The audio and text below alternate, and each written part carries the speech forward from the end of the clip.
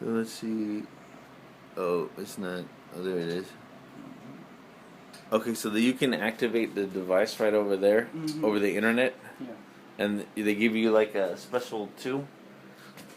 Yeah, just this one. That's pretty cool. So everything is here. This is the tool we use. Wow. Yeah. So these are the. Yeah. This is the other one. The other serial number, and then the one at the bottom is right here. Yeah. So someone else, they could access that modem if they just have some kind of tool, right? Well, it really depends, because when we close the job, nobody else can access it. So once we finish it. Right. So. But I'm saying if there was a cyber hacker, they could probably. Cyber hacker, I'm not really sure. I can't. You can't speak to them. Yeah. All right.